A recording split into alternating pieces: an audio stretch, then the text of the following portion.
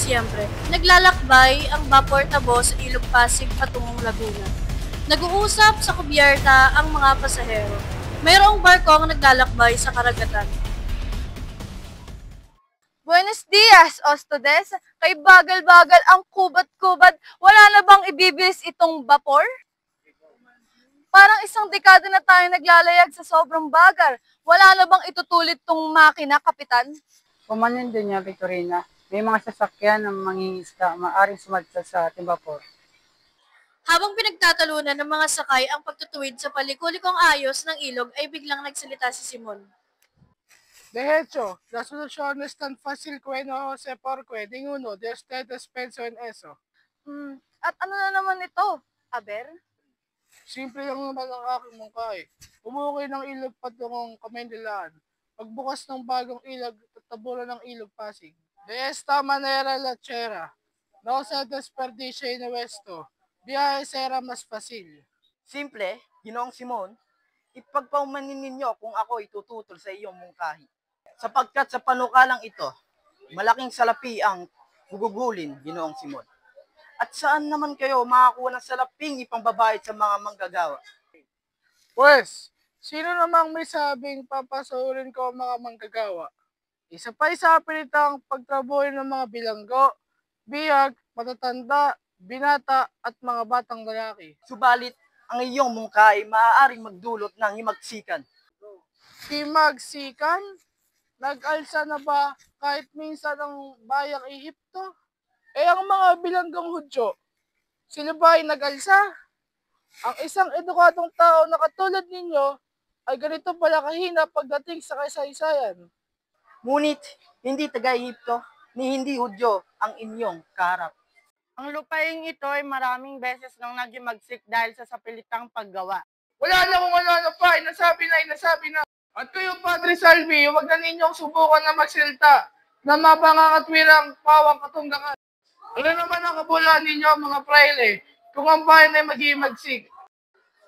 Umalis si Simon papalayo sa kanila. Siya ay isang napakawalang utang na loob. At talakayin pa ang mga bagay na ito sa vapor pa naman. At galit na wika ni Don Custodio. Lumapit si Don Custodio kina Doña Victorina at Benzaib. Naghanap na ako ng isang tunay na panukulang, matipid at pakipakinabang upang linisin ang mahabang lawa sa Laguna. Kung sa bagay, ikaw naman doon, Custodio, ano naman ang iyong panukala? Kung tutusin, ay mas mainam pa ang aking mungkahi. Nais kang pangalagaan ng pato ang mga taong nahihirapan malapit sa ilog. Ang mga pato ay kakainin ng suso kasama ang mga buhangi at sa ilalim ng lawa na kung makukuha ay mas mapapalalim pa ang tubig at mapapabuti pa ang takbo ng vapor. Nako, Don Custodio, kung maraming mag-aalaga ng pato ay dadami din ng balot. Nakakasuka, nakakadiri. Tabunan na sana ang lawa. Ang buod sa Kabanata 1 sa ibabaw ng kubyerta. Naglalayag ang Vapor Tabo sa may ilog Pasig. Isang umaga ng Disyembre at sila'y patungong Laguna.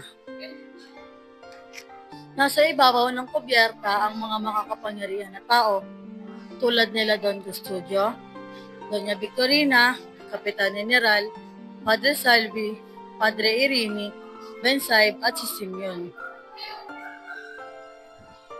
Napapasama si Simeon sa mayayaman dahil kilala nila ito bilang isang may impluwensyang alahero.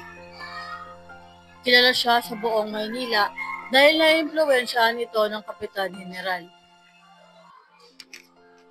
Upang mapawi ang pagkainit sa mahaba at mabagal na biyahe, napag-usapan nila ang pagpapalalim ng ilog Pasig. Iminungkahi ni Don Custodio na mag-alaga ng itik. Subalit sinambit naman ni Simeon na kailangan gumawa ng tuwid na kanal na mag-uugnay sa lawa ng Laguna at sa Maynila.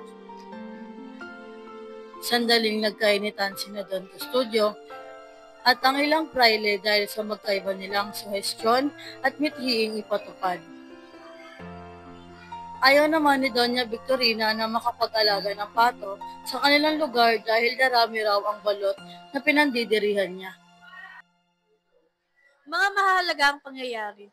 Napag-usapan ang pagpapalalim ng Ilog Pasig. Pangalawa, nagmungkahi si Don Custodio na mag-alaga ng itik. Pangatlo, nagmungkahi si Simon na gumawa ng tuwid na kanal na magdudugtong sa lawa ng Laguna at Look ng Maynila.